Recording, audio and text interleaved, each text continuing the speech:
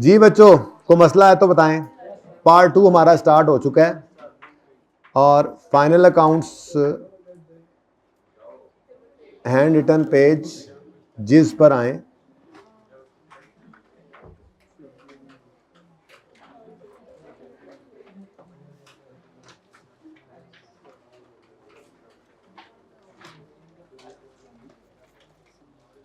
मुझे लब नहीं रहा, मुझे लब गया है।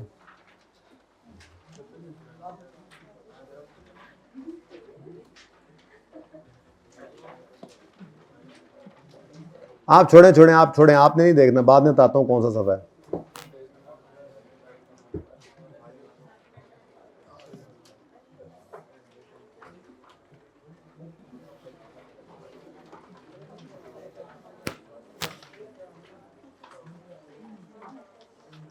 अच्छा जी, बात सुने।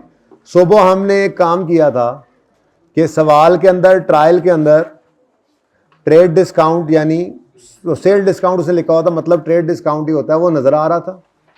हमने चुप करके उसको जाकर सेल में से नेट कर दिया। भाई ये किसने कहा था कि सेल ग्रॉस पे पड़ी है? तो उसके पीछे को कॉन्सेप्ट था ना। अब असल मामला क्या होता है, अगर आपकी चीज की छोड़ दें, सवाल को छोड़ दें, मिल जाएगा, वो उसकी जरूरत नहीं है। जब यहां कर रहा हूं उसके बाद यहां से देख लें, फिर वहां नोटेड है, बस आपने नोट नहीं करना, ठीक है। आपकी चीज 100 रुपए की कीमत वाली आपने 10 रुपए के डिस्काउंट पर बेची, तो आपको असल में एंट्री करनी क्या चाहिए? ओरिजिनल एंट्री मुझे बताओ जी। कैश कर लो, डेटर कर लो, उससे फर्क नहीं। कैश डेबिट, सेल्स क्रेडिट, कितने से? 90 से। ऐसी सूरत में आपका जो ट्रायल बैलेंस होगा उसमें सही ट्रायल बैलेंस जो होगा, एक्सट्रैक्ट ही है, जाहिर सी बात है। आपका ट्रायल बैलेंस जो होगा उसमें आपको जो सेल्स नजर आएंगी वो 90 रुपए की नजर आएंगी, और बस। लेकिन कभी कभार ना अकाउंटेंट एक गलत एंट्री करता है। वो गलत एंट्री ये करता है कि कैश तो उसको आया 90 रुपए, लेकिन सेल वो बुक करता है 100 पूरे की, और बाकी 10 रुपए का वो सेल्स डिस्काउंट एक्सपेंस, जब उसे समझ आती ना, हो अच्छा ज़्यादा हो गया, सेल्स डिस्काउंट एक्सपेंस ये बुक कर लेता है। अब ऐसी सूरत के अंदर जो ट्रायल नज़र आएगा, एक मिनट,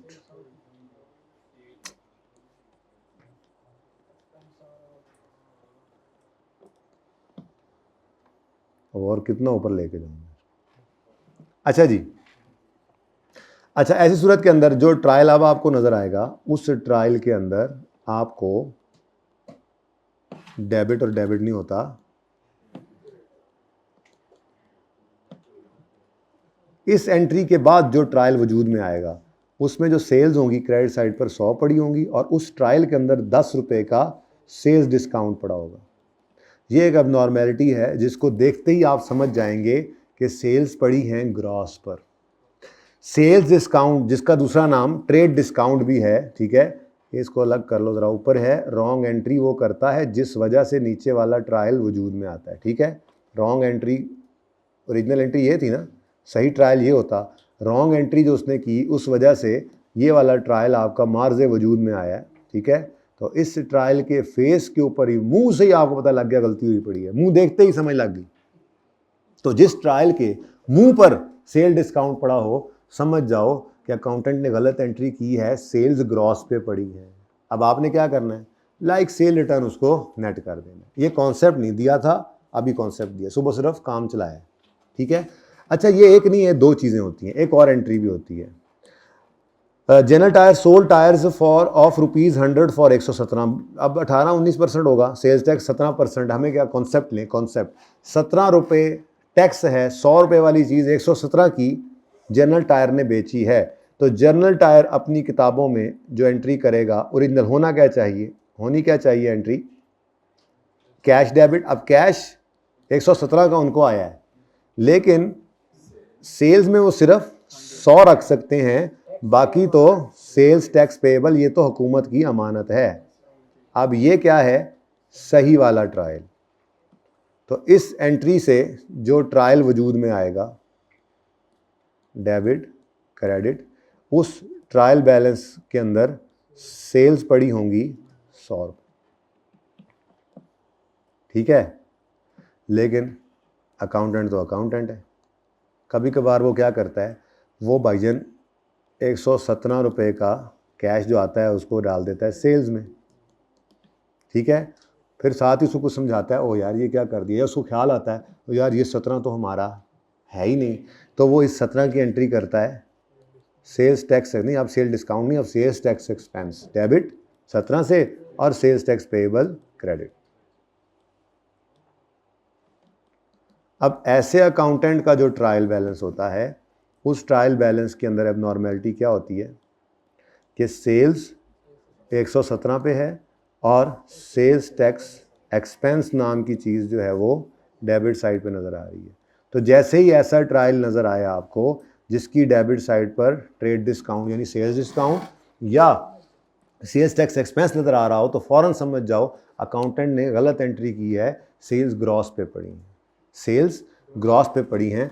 अब वो ग्रॉस सेल्स जो हैं उनको आपने नेट कर लेना है, किस किस चीज़ से, दो चीज़ें बताई, एक है सेल डिस्काउंट यानी ट्रेड डिस्काउंट और दूसरा है, अच्छा ये अकाउंटेंट की गलती है, हमारे लिए नेमत है। मैं एक बात बताऊं, अब आप पूछोगे वो क्यों, हमारा जो लॉ है ना, लॉ कॉर्पोरेट लॉ, वो ये नेट सेल्स ये फेस पे जाती है। कॉर्पोरेट लॉ ये कहता है ग्रॉस सेल्स शो करके, इनको डिडक्शन के तौर पे शो करके नेट को पीएनएल के फेस पर ले जाओ, यानी फेस पर ही शो करो, यानी कि शो करो, डिस्क्लोज करो। बेसिकली हमारा कॉर्पोरेट लॉ ये इंश्योर करता है कि ग्रॉस सेल्स सामने हो, लोग ड्रामेबाजियां ना करें, डिस्काउंट जो दिया वो भी मेरे सामने हो, ट्रेड डिस्काउंट और सेल्स टैक्स भी मेरे सामने हो। तो कंपनीज एक्ट जो है वो ये चीज़ कहता है। बहरहाल छोड़े, वो बाद में देखते हैं, डिस्क्लोजर हमारा ऐसा ही बनेगा, ये रिक्वायर्ड है। लेकिन हमारे सामने मसला ये होता है, सवाल के अंदर मैंने आपको सिर्फ ये ऊपर वाली एग्जांपल करवाई थी, असल में वो मुकम्मल सवाल नहीं था, ना मुकम्मल सवाल, शॉर्ट वर्जन था। अभी मैं आपको वो असल सवाल ओपन करके देने लगा हूँ। फिक्स पाकिस्तान असल में पास पेपर 6 है, उसको आधा भी नहीं छोड़ा था हमने, असल में हमने बुनियाद बनानी थी, ठीक है। जैसे हमने सैलरीज वेजेस को बांटा था, वो सिर्फ सैलरीज वेजेस नहीं, 4 एक एक्सपेंस और भी ऐसे ही बंटने थे, हमने एक को कर लिया। अब तरीका आ गया, आज आपका होमवर्क है वो सवाल। ऐसे ही टैक्स की एडजस्टमेंट है, करंट टैक्स है, डेफर टैक्स है, उसकी एडजस्टमेंट अभी करने लगे हैं, वो सवाल अब पूरा होना है, ठीक है ना। तो उसमें सिर्फ चीज़ आ रही थी, तो मैंने वहाँ पर स्टार लगा के क्या कह दिया था, अगर ट्रायल के फेस पर लिखवाया था, नहीं लिखवाया था तो अभी लिखवाऊंगा, क्योंकि अब तो दोनों आ रहे होंगे, तो दोनों के लिए रूल यही है पक्का, अगर ट्रायल के फेस पर सेल्स डिस्काउंट या सेल्स टैक्स एक्सपेंस नज़र आ रहा हो तो समझ जाओ कि ट्रायल में पड़ी हुई सेल ग्रॉस है, हम इसको नेट कर देंगे, इनको सेल में से नेट कर देंगे, ठीक है। बात समझ आई कि कोई नहीं आई? अच्छा चलो फिर मुबारक हो, फिर जो गल समझ आ गई है तुहानू तो।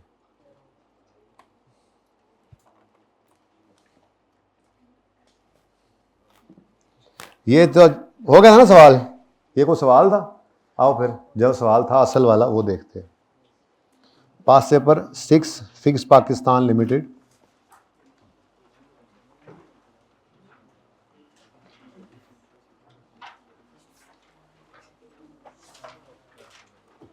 ये है जी असल सवाल, ये असल सवाल क्लास में नॉर्मल में हो सकता था भला। पेज नंबर मैं बताता हूँ जी, पेज नंबर 660 सीसी पेज है, छोटा पेज। ये सवाल शुरू हो रहा है जी यहाँ से, और ये जा रहा है जा रहा है जा रहा है जा रहा है जा रहा है जा रहा है जा रहा है जा रहा है, और ये ठीक है। अब ये आपका होमवर्क है, लेकिन जाहिर है सारा डिस्कशन के बाद, सारा डिस्कशन का मतलब क्या है, मैं पूरा ट्रायल पढ़ाऊंगा आपको, आपने बहुत इंटरेस्ट लेकर इसमें देखना है कौन सी चीज़ कहाँ जानी है।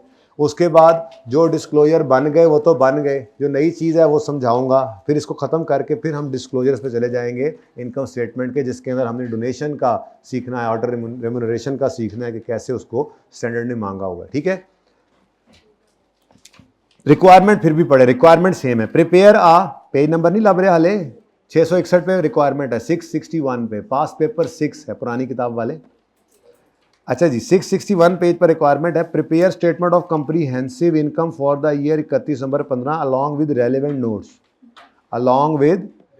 तभी सुबह हमारी कहानी बदली हुई थी, डोनेशन में डोनेशन पड़ा है बताई जा रहे हैं, सैलरीज में पीएफ पड़ा है, ऑर्डर रेम्यूनरेशन जो है उसका ब्रेकअप ये है, मतलब है वही, कोई गलती नहीं है, लेकिन तोड़ तोड़ के चीज़ें बता रहे थे। और कुछ बताया था? और कुछ नहीं था, बस यही 3 मेन चीज़ें बताई थी, है ना। ऑर्डर रेम्यूनरेशन का ब्रेकअप दिया था, सैलरीज में पी फंड पड़ा है वो बताया था, और डोनेशन में मूंगफली वाला डोनेशन भी पड़ा था, बस यही बताया था ना। और बस और भी आएंगे इंशाल्लाह अभी आज, ठीक है। बहरहाल ये रेलेवेंट, यानी कि असल लड़ाई यहाँ पे चल रही थी। तो कोई नहीं, ये 24 नंबर का सवाल भी ऐसे आ गया हुआ है, तो ऐसी बात नहीं है, उसको जिस दिन गुस्सा आना है ना, उसने कंसोलिडेशन में छोटा सवाल देकर इधर से पूछ लेना। तो हम बड़े सवाल भी करेंगे, ऐसे नहीं है कि हमने ये नहीं करने, तैयारी हम पूरी रखेंगे, ठीक है।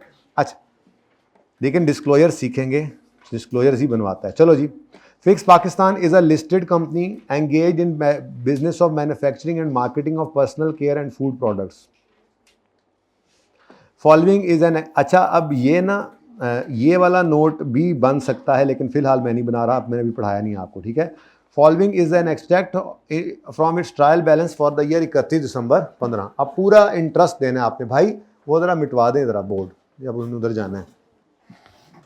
अच्छा,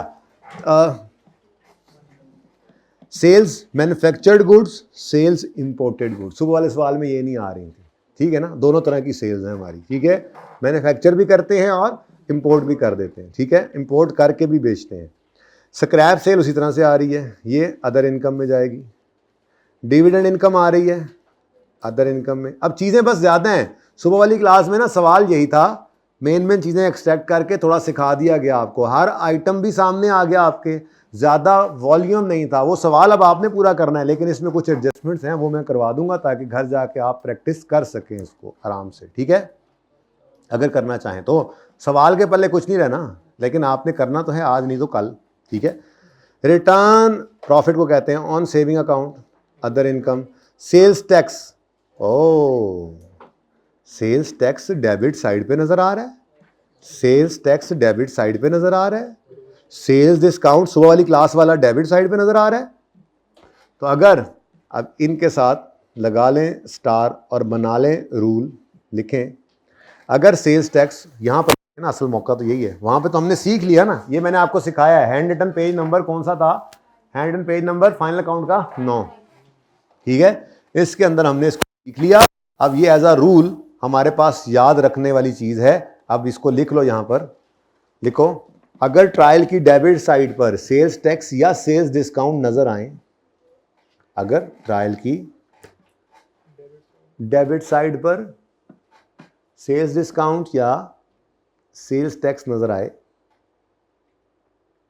अगर ट्रायल की डेबिट साइड पर सेल्स डिस्काउंट या सेल्स टैक्स नजर आए,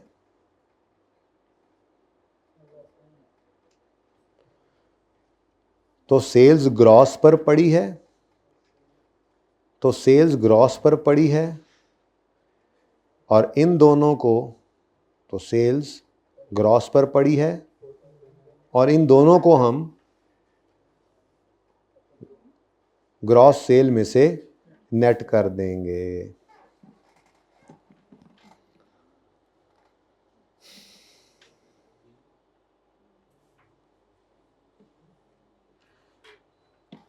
अच्छा, अब जो आपका नोट नंबर 1 था ना, वो नोट नंबर 1 असल में किस शक्ल का बनना है वो जरा देख लें, जो अब आपका घर पे बनेगा, जब कभी बनेगा। ये तो पिक्चर ले लेंगे ना आप, सेल्स का नोट बन रहा है।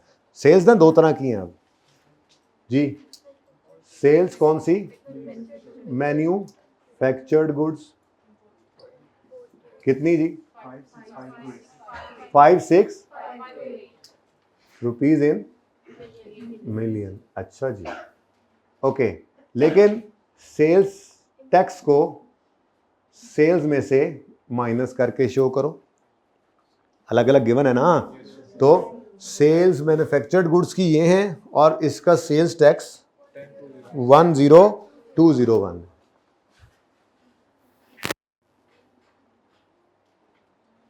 टोटल 46327। नेक्स्ट कौन सी सेल्स हैं जी? सेल्स इंपोर्टेड गुड्स, अभी पढ़ के आ रहे हैं हम। अब ये जो नोट बन रहा है ना, ये कंपनीज एक्ट वाला नोट बन रहा है। कंपनीज एक्ट ने इस तरह से कहा है नोट बनाना है, ठीक है जी। सेल्स इंपोर्टेड गुड्स 1078, लेस कर दें इसमें से इसका सेल्स टैक्स।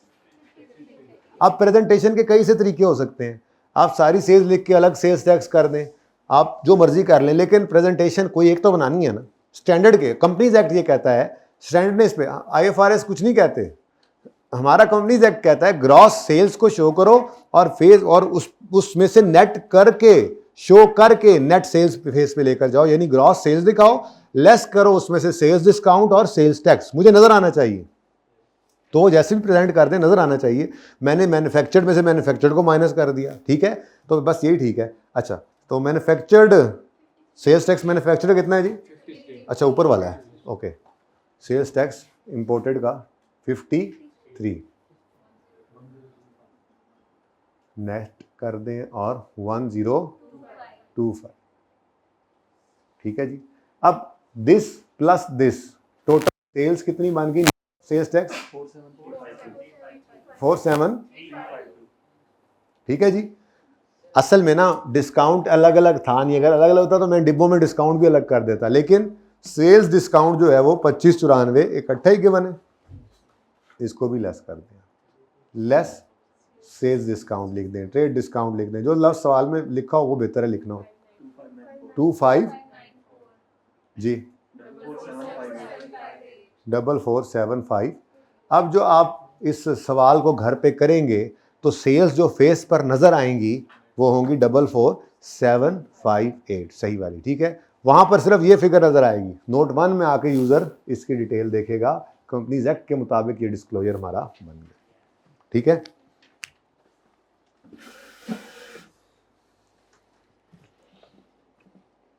अच्छा चले, हाँ, अच्छा भला पढ़ रहे थे, पता नहीं किधर रुक के बीच में। मैंने कहा था सारा सवाल पहले पढ़ाऊंगा, लेकिन बीच में ये बात आ गई, तो चलो बात कॉन्सेप्ट भी सीखा हुआ था। ये जब आप घर पे सवाल करेंगे तो ये नोट अब ऐसे बनेगा, इसको नोट ना करें, सिर्फ पिक्चर लें, सवाल करते हो फिर ऐसे कर लीजिएगा बस मुकम्मल जब सवाल करें तो। अभी जो डिस्कशन में कर रहा हूँ उसको अलग छोटा मोटा कहीं नोट करना है, पिक्चर लेनी है तो अलग से करें, ठीक है ना। सवाल का फॉर्मेट अभी नहीं बनाना, वो घर पे करिएगा, पूरा सवाल डिस्कस कर रहा हूँ। पहले सुबह की क्लास में हमने सिर्फ सवाल को थोड़ा काबू करना सीखा कि डिस्क्लोजर बनते किस तरह से हैं, नोट्स किसे कहते हैं, थोड़ा सा शक्ल देखी फाइनेंशियल स्टेटमेंट्स की। अब प्रैक्टिकली उनको पढ़ेंगे भी सही जाके, जो कंपनीज एक्ट ने लिखा हुआ है कैसे बनाओ। फिलहाल ज़रा सवाल पूरा कर लें। अच्छा जी, तो ये सारी चीज़ें हो गई जी, पहली वाली जो मैंने आपसे डिस्कस कर दी हैं सारी, बल्कि इनका तो नोट भी बन गया। उसके बाद रॉ मटेरियल ओपनिंग है, वर्क इन प्रोसेस ओपनिंग है, फिनिश गुड्स मैन्युफैक्चर्ड का ओपनिंग और फिनिश गुड्स इंपोर्टेड का ओपनिंग। कोई फ़र्क नहीं पड़ना आपका, जहाँ पे वो सारा कॉस्ट मैन्युफैक्चरिंग अकाउंट आपने बनाया था ना, कॉस्ट ऑफ सेल के अंदर हमने यूँ शुरू किया था, रॉ मटेरियल कंज्यूम्ड, फिर वेजेस, सैलरीज एंड वेजेस, फिर FOH, और उसके बाद यहाँ पे करके आपका आया था टोटल फैक्ट्री कॉस्ट। इसमें आपने प्लस किया था opening work in process, less किया था क्लोजिंग वर्क इन प्रोसेस, तो आप पहुँच गए थे कॉस्ट ऑफ गुड्स। इसमें आपने प्लस किया था ओपनिंग फिनिश गुड्स, लेस किया था, लेकिन ये कौन सी होंगी? मैन्युफैक्चर्ड। ये थोड़ा सा फ़र्क अब पड़ा क्योंकि ऊपर मैन्युफैक्चरिंग चल रही है ना सारी, तो ये आपके पास कॉस्ट ऑफ सेल आ गई मैन्युफैक्चर्ड गुड्स की। अब आप जब घर पे कर रहे होंगे तो इसी के नीचे आपने थोड़ी सी एडिशन कर लेनी। क्या? फिनिश गुड्स ओपनिंग स्टॉक आ रहा है इंपोर्टेड का, फिनिश गुड्स की परचेज भी आ रही है और अदर इंफॉर्मेशन में फिनिश गुड्स इंपोर्टेड क्लोजिंग भी आ रही हैं। तो ये तो बहुत आसान काम है। आपने यहाँ पर जो टोटल किया होना है, लेट्स से ये 120 रुपये आया है, आपने नीचे फिर लिखना है ओपनिंग, या आप परचेज भी पहले ओपनिंग क्लोजिंग उसकी एडजस्टमेंट भी कर सकते हैं, या ऐसे भी लिख सकते हैं ओपनिंग फिनिश गुड्स कौन सी वाली? इंपोर्टेड, उसके बाद परचेज इंपोर्टेड, उसके बाद बस सवाल का वॉल्यूम ज़्यादा है, ठीक है, तो ये काम आपने कर लिया। अब यहाँ से क्या निकल आया? लेट्स से ये भी 20 रुपये आ गया, तो टोटल कॉस्ट ऑफ सेल आपकी बन गई 140। ये आपके फेस पे मैंने डाटा वैसे ही अज्यूम किया, पता नहीं आपका डाटा क्या निकलेगा, यहाँ पे क्या फिगर आएगी। ये सारा कुछ करवाया हुआ था, सिर्फ चीज़ें बढ़ जानी, सिर्फ चीज़ें बढ़नी है, इन्फॉर्मेशन बढ़नी है, यहाँ तक पहुँचेंगे। उसके बाद ये बचपन वाला काम है, जो चीज़ आप बनी बनाई खरीदते थे तो कॉस्ट ऑफ सेल कैसे निकलती थी, opening plus purchase less closing. तो ये थोड़ा सा काम आपने कर लेना है कॉस्ट ऑफ सेल के नोट को इस तरह से, ताकि एक ही कॉस्ट ऑफ सेल जाए। देखो ना, सेल आप कौन सी ले रहे हो, जिसके अंदर मैन्युफैक्चर्ड की सेल भी पड़ी है और इंपोर्टेड की भी। अब फेस के ऊपर इसी के नीचे एक कॉस्ट ऑफ सेल आनी है, तो वो भी कौन सी हो, जिसमें कॉस्ट ऑफ सेल मैन्युफैक्चर्ड की भी पड़ी हो और इंपोर्टेड की भी। मैन्युफैक्चर्ड की सुबह निकालनी सिखा दी थी, बस आइटम्स ज़्यादा हो जाने हैं यहाँ पर, ठीक है। और इंपोर्टेड की ये आपके सामने है, डाटा उठाकर आपने लिख लेना, ठीक है, सही है। ये अब 120 और 20 ना ढूंढते रहना, ये मैंने वैसे ही अज्यूम किया है, असल फिगर जो होंगी वही होंगी, ठीक है, सही है। क्या नहीं है, अब दी हुई है ना, अब पहले सवाल में ट्रायल में ये नहीं था, ठीक है, चले जी, सही है। परचेज ऑफ रॉ मटेरियल पता ही आपको, ये कॉस्ट ऑफ सेल में जाना है, और परचेज ऑफ इंपोर्टेड ये भी कॉस्ट ऑफ सेल में ही जाना है, अभी आपको दिखा के आ रहा हूँ, ठीक है। Store spare, consumed, salaries, wages, utilities, अब ये चीज़ें बढ़ गई। डेप्रिसिएशन, स्टेशनरी, रिपेयर, एडवर्टीज, एक मिनट, ये यूटिलिटीज सैलरीज से शुरू करके रिपेयर तक, ज़रा इधर आओ। सैलरीज, डेप्रिसिएशन, स्टेशनरी और रिपेयर्स या यूटिलिटीज़, ये 4 आइटम थे, हमने एक कर लिया था। सैलरीज, यूटिलिटीज़, डेप्रिसिएशन, ये स्टेशनरी के बारे में कुछ नहीं कह रहा, और रिपेयर है, ऐसा ही है। जालिम बीच में नहीं, स्टेशनरी कह रहा है तो अच्छा इकट्ठा कर दिया उसने, कुछ इकट्ठा कर दिया। अच्छा अच्छा, ये सारे ही हैं, इसका मतलब यही वाले, ठीक है, जो मैंने लाइन लगाई थी सही लगाई थी। ले जी, ये जो हैं ये पांचों के बारे में वो काम करना है जो एक इसके साथ किया था। परसेंटेजेस डिफरेंट हैं, प्रैक्टिस। जैसे सैलरीज वेजेस को मैंने लिखा कॉस्ट ऑफ सेल में, फिगर ट्रायल से उठाई, इतने परसेंट इधर, इतने इधर, इतने इधर, ऐसे ही हर फिगर ट्रायल की उठाते जाओगे, और ये परसेंटेजेस गिवन है, रिस्पेक्टिव जगह पे इनको फेंकते जाना है। यानी रेपिटिशन थी, जिसको क्लास के अंदर दोहराया नहीं गया, तो क्लास में सिखाया गया, अब उसकी प्रैक्टिस आप कर रहे होंगे घर पे, ठीक है। कोई मसला, ये एडजस्टमेंट हो गई है, बस इसको ज़रा प्रैक्टिस करना है आपने, ओके। अच्छा जी, एडवर्टीजमेंट एंड सेल प्रमोशन ये होता है जी सेलिंग एक्सपेंस। आउटवर्ड फ्रेड भी क्या होता है जी, सेलिंग एक्सपेंस, तो यही है ना, ये तो थे भी सही, एडवर्टीजमेंट अभी आया है। Legal professional, admin, order remuneration, donation, other expense, WPPF, other expense, WWF, other expense, world wrestling federation नहीं, world welfare worker welfare fund है। Loss on disposal, other expense, हमारा एक ही अदर एक्सपेंस आया था, लेकिन हेड बना दिया था हमने, अब वो एक है या 100 हैं, आपने वो लिस्ट के अंदर लिखते जाना है, नई चीज़ कोई नहीं है, तैयारी सुबह कर ली थी सवाल की, ठीक है। उसके बाद finance cost, exchange loss, financial charges on lease भी फाइनेंस, ठीक हो गया, कोई मसला बोलो। द पोजीशन, क्लोजिंग स्टॉक आ गया, एक चीज़ इजाफी है, बता दिया क्या करना है, ये पॉइंट बता दिया आपको क्या करना है इसका। ये देखो जी point 3, salaries, wages and benefits include contribution to provident fund and gratuity fund of 54 and 44। 54 के साथ जो किया वही 44 के साथ भी करना है। अब घर पे जब सवाल करना है तो जहां जहां वो सब नोट बना था ना, उसी को ही कंटिन्यू करना है, एक ही जुमले में ये करना है। जब हमने लिखा था सुबह क्लास के अंदर तो क्या लिखा था, हमने लिखा था सैलरीज वेजेस इंक्लूड इतने रुपए, include contribution to provident fund amounting to इतने मिलियन। अब आपने ये जुमला ऐसे कर देना है कि salaries wages include contribution to provident fund and gratuity fund amounting to इतने एंड इतने मिलियन, ब्रैकेट के अंदर वर्किंग शो करके ना रिस्पेक्टिवली, उसी जुमले को बढ़ा लेना है, एक की बजाय 2 हो गए, एक सीखा था ना सुबह वही 2 हो गए, ठीक है। तो ये ग्रेचुटी सैलरी, ये ग्रेचुटी पी फंड का हमारा, हमने जो एम्प्लॉय के पी फंड के अंदर डाला, या ग्रेचुटी जो हमने एम्प्लॉय को के लिए रखी है अलग से, वो हमारा तो सैलरी एक्सपेंस ही होता है ना, हमारा तो एक्सपेंस ही, तो उसके अंदर सैलरी एक्सपेंस में ही पड़ा होना चाहिए, कोई गलती नहीं है, सिर्फ कंपनीज एक्ट कहता है इसको डिस्क्लोज करो, ठीक है। तो हमने सिर्फ यही बताना है, जो सुबह बताया था उसमें प्रोविडेंट फंड के साथ ही ग्रेचुटी की भी आपने बता देनी है, फिगर दी हुई है, सिर्फ तोड़कर लिख देना, जहां जहां पर सैलरी पड़ी है वहीं पर, बिल्कुल सेम सुबह जैसा, बस उसी जुमले को बढ़ा लेना है, ओके, हो जाएगा। Order remuneration include taxation and out of pocket, ये तो सेम हो गया, 4 1 ये हो गया, 13 में से 4 और 1 ये हो गए, बाकी 8 हमने कहा था ऑडिट फी, ये तो ऐसे ही बनना है। लेकिन ये ऑर्डर रेम्यूनरेशन एडमिन एक्सपेंसेस में पड़ा होता है और उसका सब नोट बना था सुबह, ऐसे ही है। Donation to include 5 million given to, वही सुबह वाला काम, डोनेशन अदर एक्सपेंसेस में पड़ा हुआ है और सब नोट में सिर्फ यही जुमला उठाकर लिख देना है कि ये मूंगफली साहब जिस जगह पर ट्रस्टी हैं उस जगह पर हमने कुछ डोनेशन दिया है, ठीक है। Point number 7, 274 million ordinary shares वर आउटस्टैंडिंग। हम इसका क्या करें यार, बैलेंस शीट तो बना नहीं रहे, इसको इग्नोर करना था। There is no other comprehensive income, चलो ये भी शुक्र है, इसका मतलब जो पैट निकलेगा, सुबह पीबीटी था ना, अब टैक्स की एडजस्टमेंट सिर्फ रह गई है, वो करवा लूँ तो जो पैट निकलेगा वही आपका टोटल कम्प्रीहेंसिव इनकम है, क्योंकि कोई ओसीआई का आइटम सवाल कह रहा है नहीं है, कोई सवाल में जान है, सिर्फ टैक्स की एडजस्टमेंट रह गई, उसके अलावा तैयार आपने सवाल सारा सुबह कर लिया था। अब सवाल का सिर्फ वॉल्यूम बढ़ा है, कोई कॉन्सेप्ट नहीं बढ़ा। जो कॉन्सेप्ट है नया अब मैं पढ़ाने लगा हूं, सबकी तवज्जो चाहिए। Adjustment 6, the tax charge for the current year after making all, ये after making all rate adjustment का क्या मतलब होगा?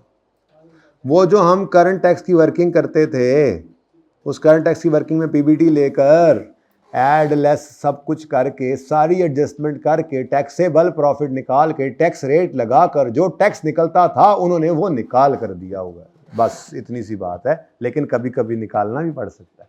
आईएएस 12 के साथ मिलाकर ही पास पेपर 11 करवाया था आपको कुछ अर्सा पहले, सारा पीबीटी पहले आपने निकाला, फिर आपने खुद एडजस्टमेंट करके टैक्स निकाला, फिर पैट पे पहुंचे थे, ये भी करना पड़ सकता है, यही तो मिक्सिंग थी। खैर एनीवेज, आज तो आफ्टर ऑल रेट एडजस्टमेंट उसने आपको टैक्स की फिगर दे दी, वो जो करंट टैक्स के एंड पे करंट टैक्स वो टैक्स की फिगर निकलती थी, जिसकी एंट्री क्या करते थे आप, सीटीई डेबिट सीटीपी क्रेडिट। एक बात आज नई भी सुन लो, इस सीटीपी को असल में लफ्ज इसके लिए यूज होता है प्रोविजन फॉर टैक्सेशन, ठीक है, ये प्रोविजन फॉर टैक्स कहलाता है। ये भी एक अंदाजा है, आप तो आई 37 पढ़ चुके हैं, अब ये नाम हम यूज करेंगे अब। तो 1440 क्या है, एस्टिमेटेड करंट टैक्स है, ठीक है जी, सीटीई डेबिट सीटीपी क्रेडिट। अब अगली प्रॉब्लम जो है वो है हमारी डेफर टैक्स की। तो उसके बारे में क्या डाटा देता है, अजीब सा डाटा देता है, देखते हैं जी। यार आप जरा साइड पे नहीं हो जाते यार,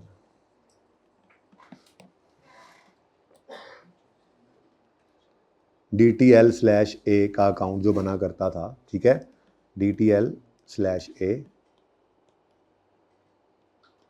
अच्छा अब पढ़ो जी अगली line, the taxable temporary difference of 3120 million originated in the year over the last year. पिछले साल जितना भी टैक्सेबल टेम्परेरी डिफरेंस था उससे 3120 बढ़ा है, ओरिजिनेटेड ओवर लास्ट ईयर, सही है। यानी मैं अज्यूम कर सकता हूं कि ओपनिंग 0 और क्लोजिंग 3120 हो गया, क्या ख्याल है? लेकिन है क्या चीज, टैक्सेबल टेम्परेरी डिफरेंस। तो इसके बच्चे का नाम क्या होता था, डेफर्ड टैक्स एसेट ना, अच्छा लायबिलिटी, याद है कुछ थोड़ा बहुत आइस्टल याद है हमें सर अभी भी, ठीक है। तो इसका मतलब अगर मैं यहां पर लिखूं 1 जनवरी 15 पर ब्रॉड डाउन, तो यहां पर तो DTL आता था, ठीक है, मैं यहां पर लिख रहा हूं जी TTD। तो TTD के ऊपर हमें क्या करना पड़ेगा, एप्लीकेबल इनकम टैक्स रेट है 30, ये लगाना पड़ेगा।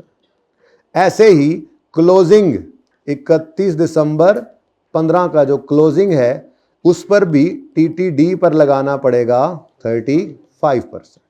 ये समझ आती है बात? अब सवाल ने क्या कहा, टैक्सेबल डिफरेंस 0 से 3120 पर पहुंच गया। देखो ये समझ आती है बात? तो फिर सवाल खत्म। अंग्रेजी है, अंग्रेजी आप घर पे जाके ना गूगल करिएगा ओरिजिनेटेड का मतलब क्या है, आपको समझ आ जाएगी।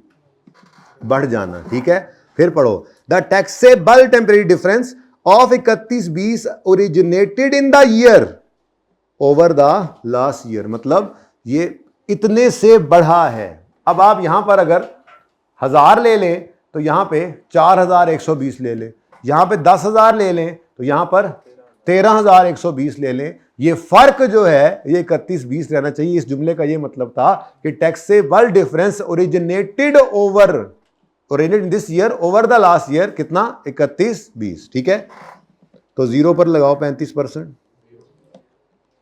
और इस पर लगाओ 35%, 10। अच्छा, तो फिर मुझे बताओ, ब्लू से निकालते थे ना, डेफर्ड टैक्स एक्सपेंस बैलेंसिंग कितना आ रहा है 10।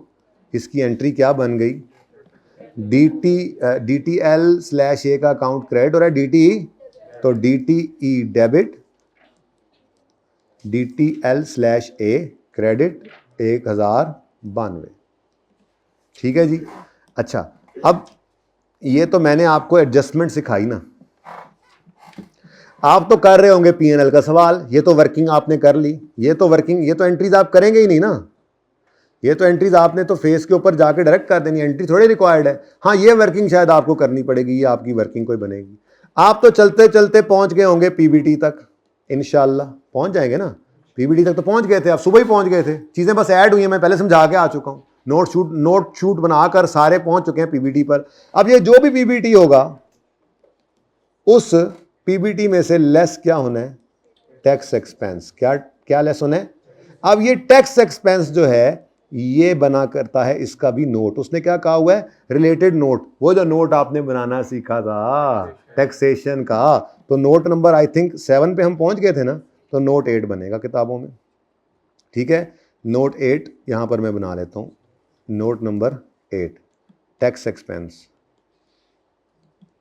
ठीक है, अब इसमें करंट टैक्स और डेफर्ड टैक्स और बाकी कोई रेकन्सिलिएशन वाला आइटम कोई नहीं है, ना ही उसने रेकन्सिलिएशन मांगी है, तो बस इतना नोट काफ़ी है। ठीक है, टैक्सेशन का। अब एंट्री क्या बनी, CTE debit, CTP credit, DTE debit 101092 और DTL क्रेडिट। टोटल करते थे 25, ये 2532। अब यहां पर जाकर 2532 फिर क्या हो जाता था, लेस। ठीक है, कर लोगे, पैट तक पहुंच जाओगे। चलो, लेकिन इस कॉन्सेप्ट की थोड़ी सी प्रैक्टिस मैंने करवानी है। ये तो एक केस हमने बना दिया ना, अब इसको चेंज करते हैं, मुख्तलिफ करते हैं। पहले इसको कम करके देख लेते हैं, अभी बढ़ा था, फिर दूसरी तरफ एसिड्स वाला मामला देख लेते हैं। ठीक है, थोड़ी सी प्रैक्टिस हो जाए इसकी, लेकिन इसको पहले नोट कर लें। ये सवाल अब मेरी तरफ से ख़त्म है, बस इसकी थोड़ी प्रैक्टिस कर लें, उसके बाद फिर ज़रा डिस्क्लोजर्स जाकर पढ़ते हैं और फिर एंड करने की तरफ जाएंगे क्लास को। 4:30 बजे तक की बात है, इंशाल्लाह कोशिश करूँगा 4:29 तक। मैंने 4:30 की बात कई बार बोला, कई बार 2:15 से 4:30 बोला। मैं हो सकता है 4:20 पे भी छोड़ देता, लेकिन अब 4:29 नहीं 4:31 पे छोड़ूंगा। 4:30 बोला था, 4:30। आवाज़ आती भी कोई नहीं, आप 4:15 वाली कहाँ से आ गई आपको। मैंने कहा था 2:15 से 4:15 4:30। ये बात मानते हो, ऐसा बोला था, तो तुमने 4:15 पे क्यों उड़े। अच्छा चलो यार, फजूल बातें ना करो। हो गया नोट, जाना उसी वक्त है जब मैंने आपको कहना है। डिडक्टेबल टेम्परेरी डिफरेंस इंक्रीज, ये ओरिजिनेटेड का मतलब होता है इंक्रीज। ओरिजिनेटेड का मतलब क्या होता है, इंक्रीज। ठीक है ना, तो मैं वही वाला लफ्ज देख रहा हूं, deductible temporary difference increased over last year by, कुछ भी कर लो, 700 रुपया कर लो। अब जरा जल्दी से डेफर्ड टैक्स का लेजर बनाओ आप लोग, जल्दी जल्दी। परसेंटेज वही रख लो यार, 35%, एग्जाम्पल ही है ना, जो मर्जी परसेंटेज रख लो, 35% ही है tax rate, 35%।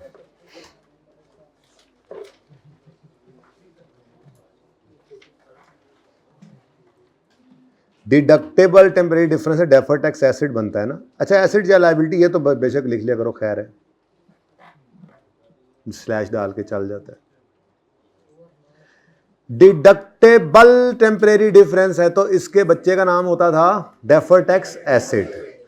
Deferred tax acid मतलब डिडक्टेबल डिफरेंस इंक्रीज हुआ है ओवर लास्ट ईयर बाय, इसका मतलब ब्रॉट डाउन एसिड होना। डिडक्टेबल का बच्चा एसिड होता है ना, डेफर्ड टैक्स एसिड याद आ रहा है।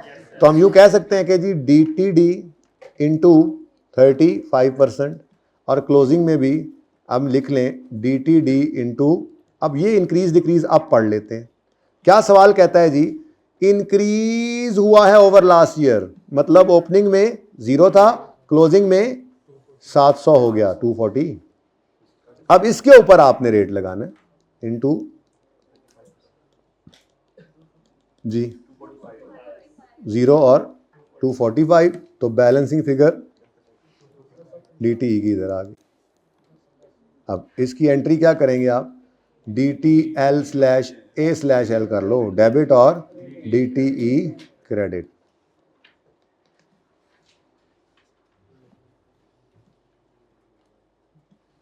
एक और कर लें, थोड़ा पक्का हो जाए। DTD decrease over last year by, आप इसको नोट करें, मैं कि दोबारा लिख रहा हूँ, नोट करें जी, नोट करें। ये हमारी एग्जाम्पल 1 बन गई ना, पहला तो सवाल था ना, वो तो सवाल है, ये एग्जाम्पल 1।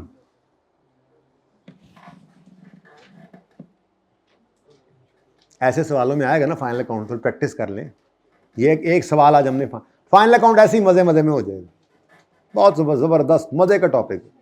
ये वो टॉपिक है जो वाकयातन आपको कैफ करते ही नजर आएगा जब आप आर्टिकल्स में जाएंगे।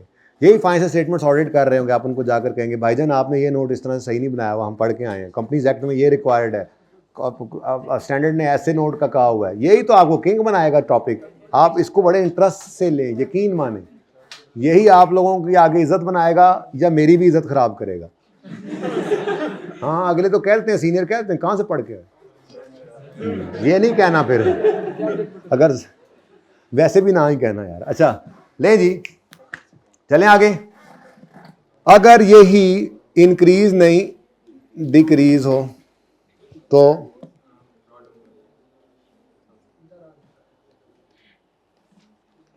अब डिडक्टेबल का बच्चा एसेट है, ठीक है, एसेट डिक्रीज हुआ है ओवर लास्ट ईयर बाय 700, इसका मतलब ओपनिंग में 700 कर लें और क्लोजिंग में 0, डिक्रीज हुआ है, ठीक है जी, और 0। अब DTE इधर आ गया, बैलेंसिंग जी कितना 245, एंट्री क्या बन गई, DTE debit DTA/L credit. Example number 2, ये डिक्रीज कर दिया हमने, ये ब्लू क्या है हमारा चेंज, नोट करें। काफ़ी नहीं समझ आ गई ना, यानी वो टैक्सेबल या डिडक्टेबल डिफरेंस को इंक्रीज या डिक्रीज करा दे तो ऐसे ही लेजर बना लेना। सोच सिर्फ ये रखनी है कि टैक्सेबल डिफरेंस है तो लायबिलिटी, इंक्रीज डिक्रीज ऐसे ही लिख लेना सुकून से, डिडक्टेबल है तो ये ना फाइनल अकाउंट के सवाल है ना, तो ये IAS 12 के सवाल हैं नहीं कि वो डिटेल दे, तो नॉर्मली इस तरह से छोटी मोटी एडजस्टमेंट दी होती है, तो इसकी प्रैक्टिस होनी चाहिए। फाइनल अकाउंट के सवाल के अंदर बहुत कम है उस तरह से मिक्सिंग हो, लेकिन जब उस तरह से होती है तो फिर 20-20 नंबर का सवाल भी होता है वो। फिर IAS 12 और फिर फाइनल अकाउंट मिक्स हुआ था ना, तो वो सवाल अब देख लें, फाइनल अकाउंट तैयार है तभी वो सवाल होगा, PBT तक आना भी तो आए, उसमें तो एडजस्टमेंट्स भी थी, हमने देखा था, गलतियाँ भी थी जो सही की थी। हौसले से हिम्मत से, बस 20-25 मिनट और पढ़ना है, 4 बजे हैं, 4:30 से पहले छुट्टी दूंगा, ठीक है इंशाल्लाह, पहले।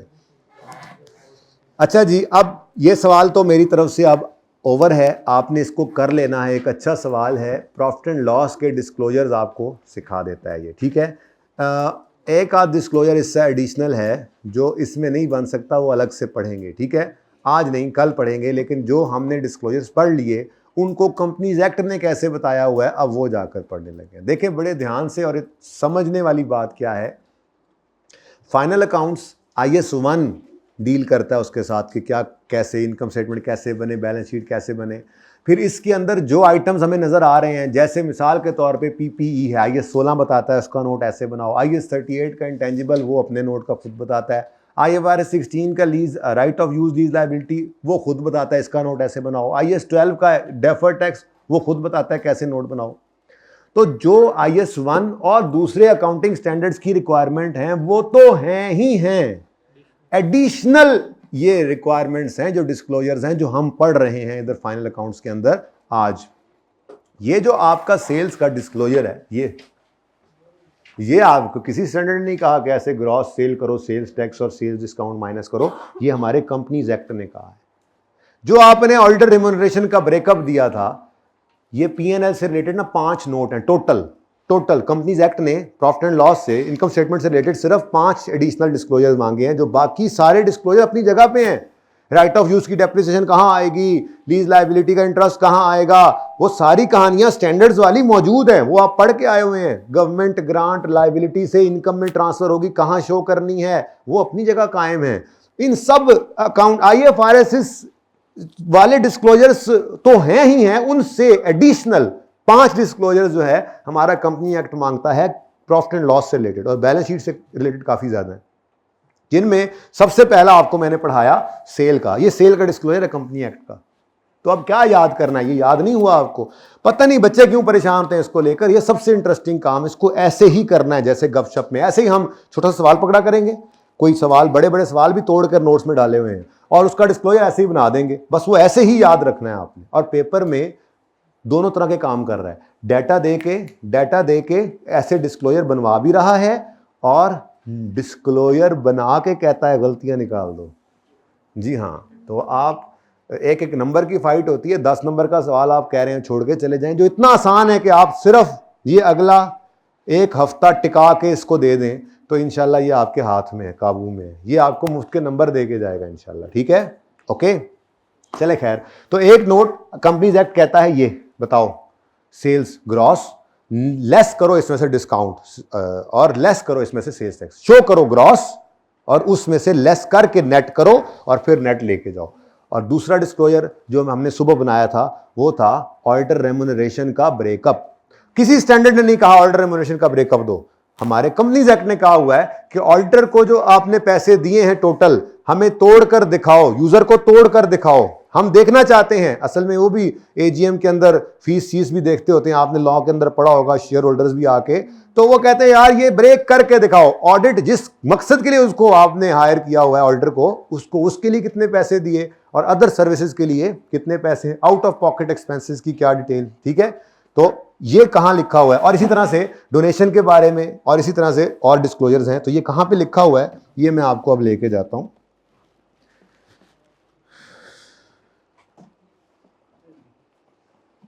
बहुत दूर जा रहे हैं हम, शुरू हो गए हैं डिस्क्लोजर, बैलेंस शीट वाले चल रहे हैं अभी। ये page number 574, disclosure requirements as to statement of comprehensive income. इसके पीछे कहानी लिखी हुई है, फिर कभी पढ़ेंगे कि ये कहां से चीजें निकली और ये क्या चीज है। ये ऊपर जनरल डिस्क्लोजर, उससे ऊपर जाके कहीं लिखा हुआ है कि कंपनीज एक्ट, मैं बताता हूं वैसे, लेकिन हम बीच में हम तरतीब अपनी रखेंगे, हम तो इसकी तरतीब से चले तो फिर तो मारेंगे, ठीक है? ये कहानी को यहां से शुरू होती है, कहां से शुरू होती है, ये हमारा, बल्कि इससे भी ऊपर है। हाँ जी, यही तो बताने लगा हूं। लेट मी लब फर्स्ट, ये सिर्फ इतनी सी बात दिखानी थी आपको। कंपनीज एक्ट के 3 स्केड्यूल हमारी फाइनेंशियल स्टेटमेंट्स के ऊपर लगते हैं। 3rd schedule, 4th schedule, 5th schedule. 3rd schedule ये बताता है कि 4th और 5th किस किस पे लगते हैं, ठीक है? MCQs के लिए यूज करेंगे, होता है यूज, ठीक है? 4th स्केड्यूल कह लें शॉर्ट फॉर्म में कि लिस्टेड कंपनीज पर लगता है, उसकी ज्यादा रिक्वायरमेंट्स, और 5th स्केड्यूल की कम रिक्वायरमेंट्स है जो बाकी कंपनीज पे लगता है। खैर, ये सारी बातें तो होती रहेंगी, तो मैं बताना ये चाह रहा हूं कि कंपनीज एक्ट की ये बातें हैं। अब ये सारे डिस्क्लोजर्स कंपनीज एक्ट ने मांगे हुए हैं, सारे मैं पढ़ाऊंगा इंशाल्लाह, आपको छोड़ेंगे कुछ भी नहीं, और इंशाल्लाह आपको साथ साथ याद होते जाएंगे, करवाऊंगा मैं।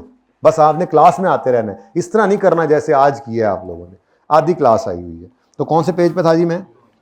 Page number 574। असल में इससे ऊपर कुछ जनरल डिस्क्लोजर्स हैं। फिलहाल P&L बनाया ना, तो P&L से रिलेटेड डिस्क्लोजर्स मैं आपको पढ़ा रहा हूं, जो आज बन भी गए तकरीबन, वो एक आधा रहता भी है, वो जरा मुश्किल है, कल देखेंगे उसको, ठीक है? तो requirements as to statement of profit और लॉस। पहला डिस्क्लोजर देखो जी, क्या लिखा हुआ है, इसको भी मौत आ गई, कुल्लू नफ्सिन जायकातुल मौत। बुलाएं जरा उसको, चार्ज कर दें मुझे, ये जरा उनको देना कि चार्ज कर दें जल्दी से। अच्छा जी, मैं नहीं पिलाता जी, ले जी, फॉलोइंग आइटम्स। अब ये पीएनएल के डिस्क्लोजर किसने रिक्वायर किए हैं? कंपनीज एक्ट ने। ऊपर इसीलिए हेडिंग पढ़ा के आया, बाकी रहते हैं पढ़ने हैं। कंपनीज एक्ट ने कहा है प्रॉफिट एंड लॉस के बारे में, following items shall be disclosed as deduction from turnover कहते हैं सेल को। Following items shall be disclosed as deduction from turnover as separate. कौन से जी आइटम्स? कौन से जी आइटम्स? केड़े केड़े जी? Trade discount and sales and other taxes.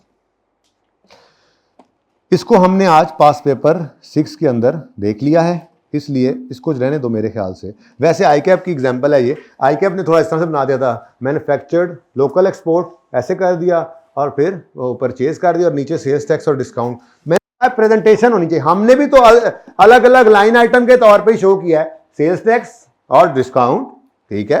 तो इतनी गुंजाइश स्टैंडर्ड ने क्या, देखो कंपनी एक्ट ने क्या कहा है भाई, ये दो चीजें other as a separate line item show करो, ग्रॉस सेल में से माइनस करके शो करो ग्रॉस सेल में सेपरेट लाइन आइटम के तौर पे। तो हमने किया हुआ है ना, तो प्रेजेंटेशन थोड़ी बहुत प्लस माइनस होती है, इसको छोड़ो, यहां पे लिखो पास पेपर 6 ही था ना, 6 पास पेपर 6। ये इस तरह ना हम साथ साथ लिखते जाया करेंगे जहां पर हम ये नोट बनाया करेंगे, ठीक है। असगर को बुला दें भाई। Number 2, the aggregate amount of auditor's remuneration showing separately fees, कौन सी फीस? जाहिर है audit fees, expenses and other remuneration. Expenses में आउट ऑफ पॉकेट सवाल हमारे में दिए हुए थे, ठीक है। तो और remuneration for services rendered as auditor and for services rendered in any other capacity and stating the nature of such other activities. भाई ये चार्जिंग पे पेन लगवाओ जरा जी। वो कह रहा है ऑडिटर, अगली बात ना पढ़े, मैं पढ़ाता हूं। वो कह रहा है कि जी ऑडिटर रेम्यूनरेशन को आप ब्रेक करके बताओ। क्या बताओ? फीस, एक्सपेंसेस, अदर रेम्यूनरेशन, ठीक है। और उसमें ऑडिट वाले पैसे और अदर देन ऑडिट वाले पैसे सेपरेटली शो करो। आज हमने कर दिया था। और बोलो ये डिस्क्लोजर भी हमने अल्हम्दुलिल्लाह पास पेपर 6 में बना लिए, ठीक है।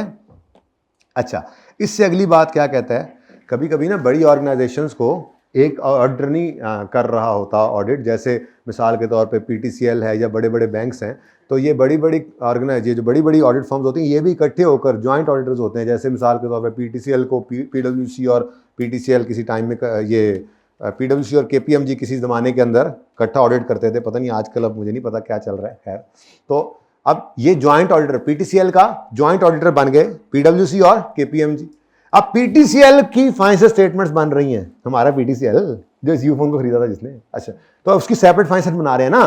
तो पीटीसीएल की फाइनेंशियल स्टेटमेंट्स के अंदर हमारा कंपनीज एक्ट कहता है, मेरे दोस्त, आखिरी लाइन वाले दोस्त, अगर बातें कर ली तो पीटीसीएल को हमारा कंपनीज एक्ट कहता है कि आपके जॉइंट ऑडिटर्स अगर है ना, तो ये सारी बातें the aforementioned information shall be shown separately for each.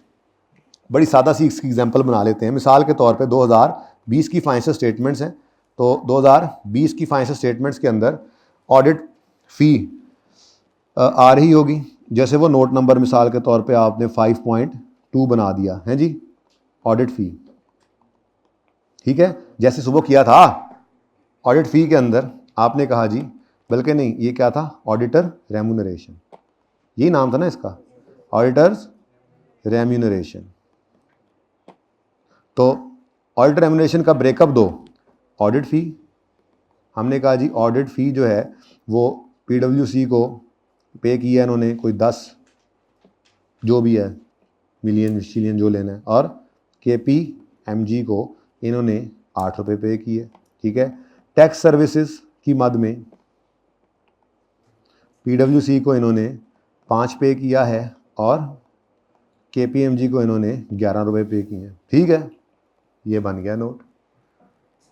हमने सुबह जो बनाया था सिंगल ऑडिटर था, तो हमने जो सवाल डाटा देगा, हमें कैसे पता कि जो सवाल उन्होंने दिया हुआ उसके अंदर ऑडिटर की रेम्यूनरेशन का ब्रेकअप क्या है? सवाल है, सो बताया, हमने सिर्फ ब्रेकअप दे दिया। पता होना चाहिए कि ऑडिटर रेम्यूनरेशन को ब्रेक करना है ऑडिट फी और अदर में।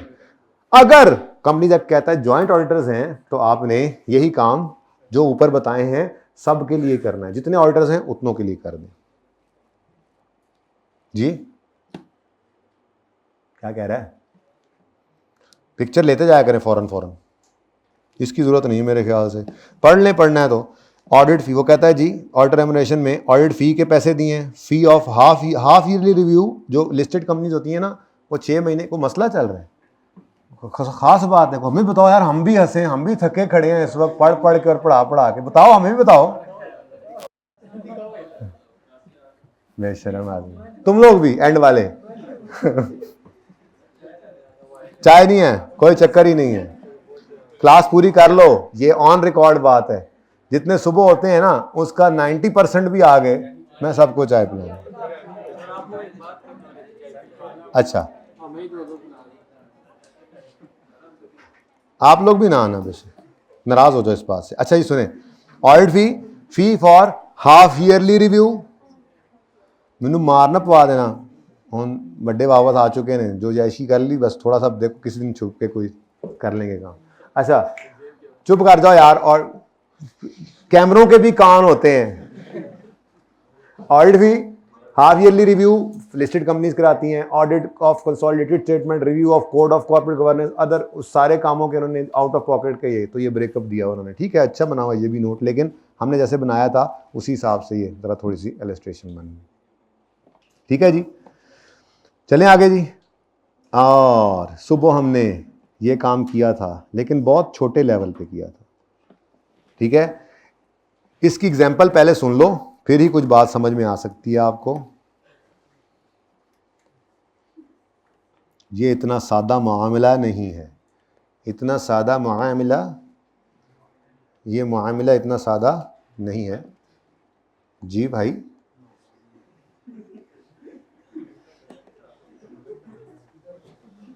छेड़ते हो साथ को, हैं सताते हो, रिक्शा चलाते हो। अच्छा जी सुने,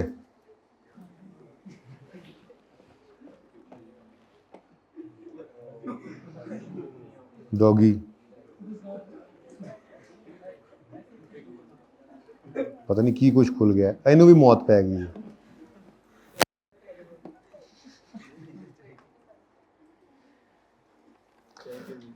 अच्छा जी, चाय की वीडियो लगा देंगे। मिसाल के तौर पे जी, पैकेजेस की फाइनेंशियल स्टेट, पैकेजेस का ट्रायल आपके सामने आया सवाल में। पेन भी सही नहीं है, लेकिन गुजारा कर लें आप। ट्रायल में डेबिट और क्रेडिट आपको पता है होता है। इस ट्रायल में डोनेशंस नज़र आ रहे हैं। डोनेशंस एक एक्सपेंस है जो ट्रायल से उठाकर आप फटाफट लिख देते होते हैं। किस तरफ, कहाँ पर लिखते हैं? 39, ऐसे फिगर एक अज्यूम कर ली। ये डोनेशंस आप अदर एक्सपेंसेस में लिखते हैं। शोखे हुए हैं आप इस वक्त, मुझे पता है। अच्छा जी, उसके बाद अदर इंफॉर्मेशन गिवन होती है सवाल के अंदर। तो हमारे सवाल में लिखा हुआ है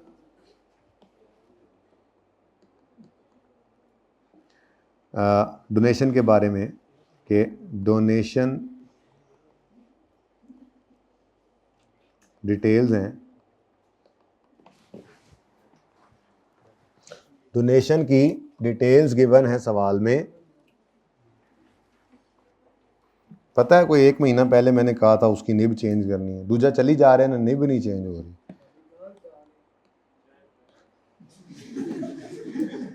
इसी वजह से तो बेटा पाबंदी लगी थी, मैं आपको बताऊं, ये जो आप लोगों की हरकतें हैं ना, इसी वजह से। वरना पहले तो अवाम की यशियाँ होती थी, लेकिन आप लोगों की इन हरकतों ने सारे मज़े ही लूट लिए।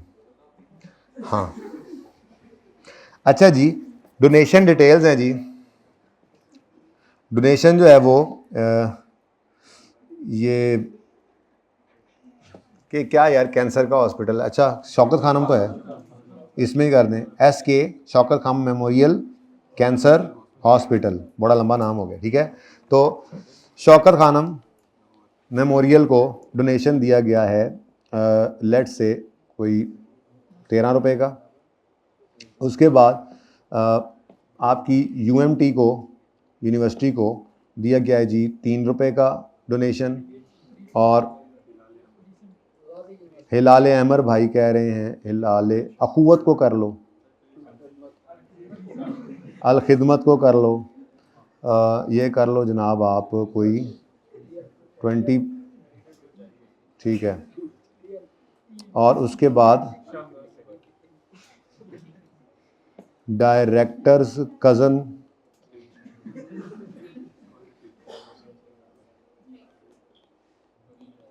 थ्री भी नहीं, निकी सारी अमाउंट, टोटल कितना बन गया ज़रा बताओ? 30। तो ये जनाब डोनेशन की डिटेल आ रही है। अच्छा, अब ये जो डोनेशन है ये इस तरह से, ये अब सवाल है आपके सामने, ये क्या है जी? आपका क्वेश्चन। अब आपके सामने ये पैकेजेस का ट्रायल होगा और आपको उसके अंदर डोनेशन नज़र आ रहा होगा और अदर इन्फॉर्मेशन के अंदर सवाल में ये डिटेल गिवन होगी, ठीक है। अब आपने एक छोटी सी वर्किंग करनी है, जैसे IFRS 8 के अंदर नहीं थ्रेशोल्ड क्वांटिटेटिव होता था, बिल्कुल ऐसे ही यहाँ पे एक क्वांटिटेटिव थ्रेशोल्ड बनाते हैं आप इस टोटल अपना जो डोनेशन है, इस टोटल डोनेशन का 10% लेते हैं हायर ऑफ, और फिर पहले तो करें ना, हायर ऑफ नंबर 1 10% ऑफ 37 विच इज इक्वल टू 3.7, ठीक है। और दूसरी चीज है 1 मिलियन। ये कहां से आया? ये लॉ ने लिखा हो, जिन्होंने टैक्स पढ़ा हो इस तरह की बातें उन्होंने देखी हुई होंगी कि आपने अपने टोटल डोनेशंस का 10% लेना है, ये एक चीज है।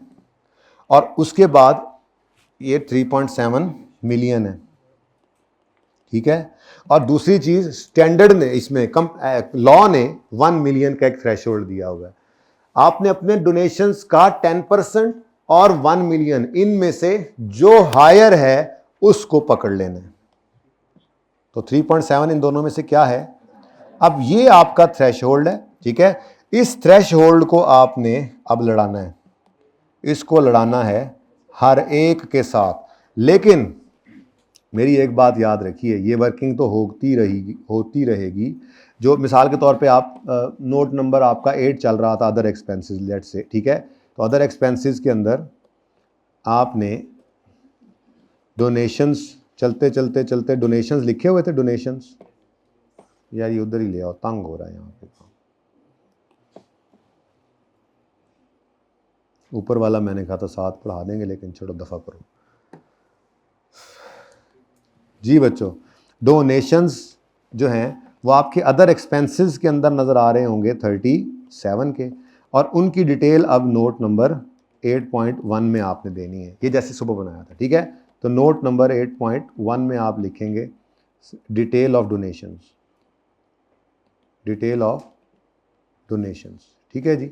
अब ये डिटेल ऑफ डोनेशंस जो है, इसके अंदर मेरे बच्चों ये जो डायरेक्टर के कज़न को आपने 0.5 मिलियन दिया है ना, ये अपनी क्वांटिटी यानी अपनी अमाउंट की वजह से डिस्क्लोजेबल नहीं बन जाता, बल्कि अपनी नेचर की वजह से डिस्क्लोजेबल बन जाता है।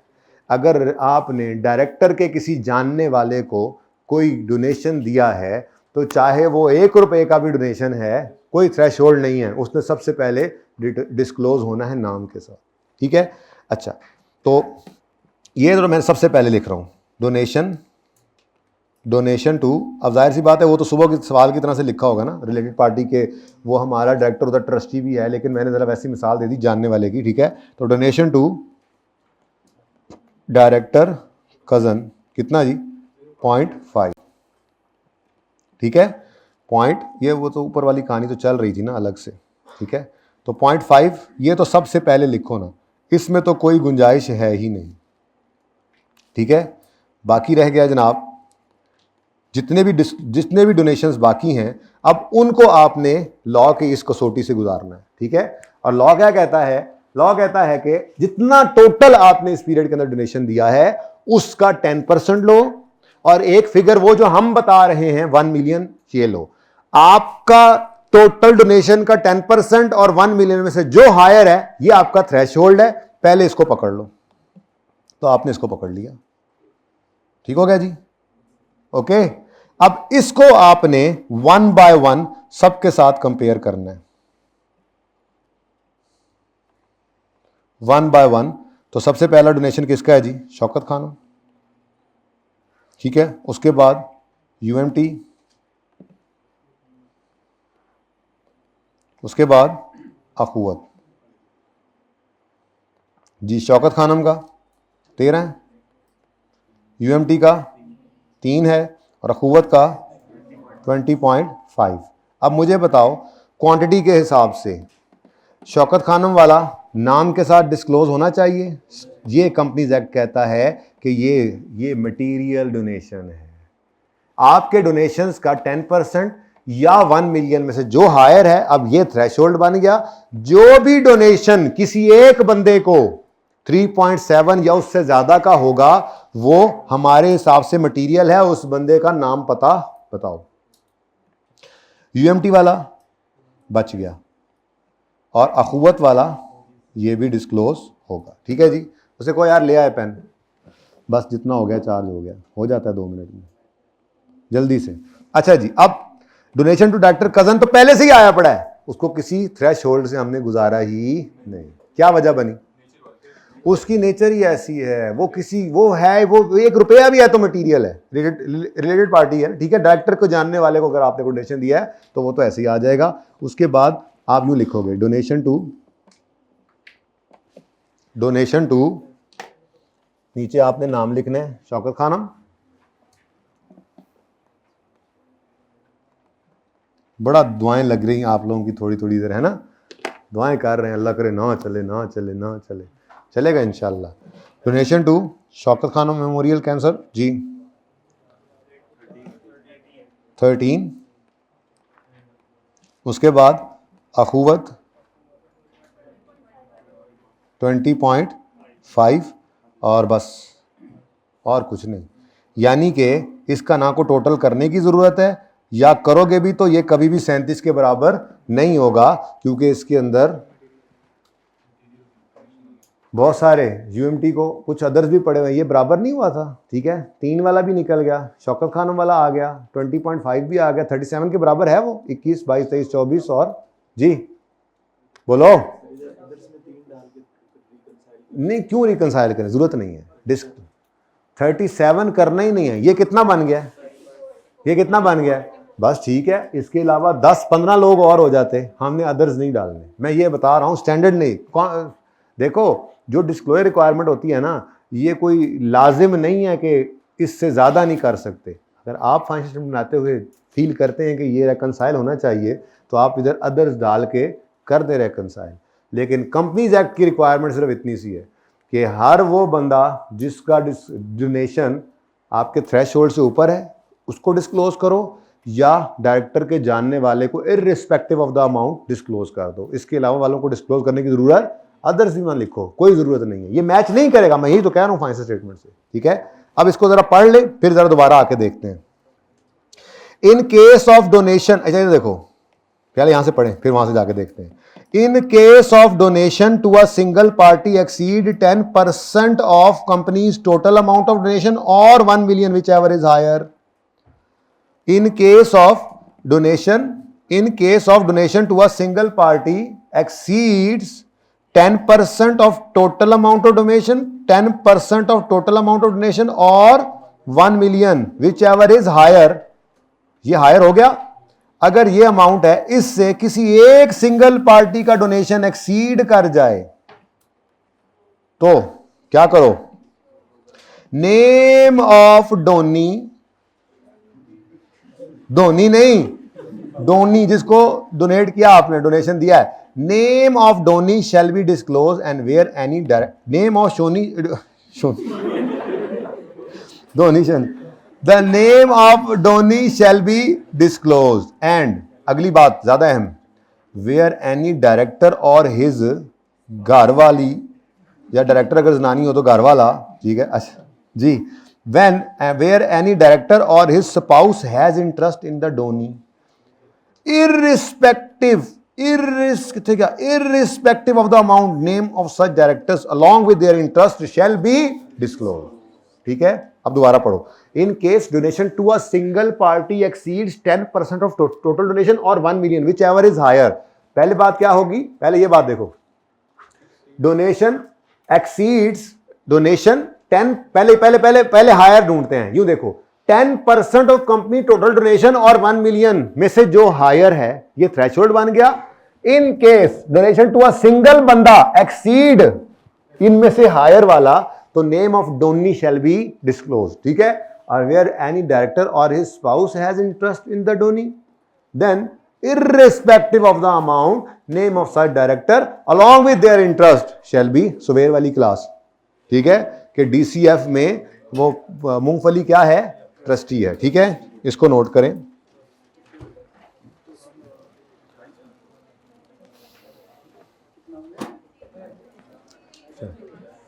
अभी 2-3 मिनट रहते हैं। अच्छा, एक आखिरी बात सुने, एक आखिरी बात सुने सिर्फ, ये IS 10 की बात एकदम से जहन में आ गई है।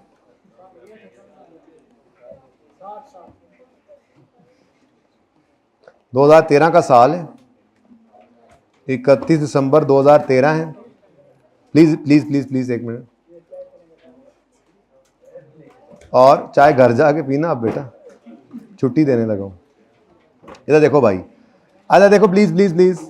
यहां पर गवर्नमेंट ने अनाउंस किया, शापर बंद नहीं, नवा काम, गवर्नमेंट अनाउंस्ड इन फरवरी और मार्च नहीं करते आप, कंफ्यूज हो जाएगा, फरवरी ठीक है। Government announced in February that, please please बड़ी अहम बात कर रहा हूं, अभी आप सब ने तकरीबन 90% ने गलत जवाब देना है, चैलेंज है मेरा।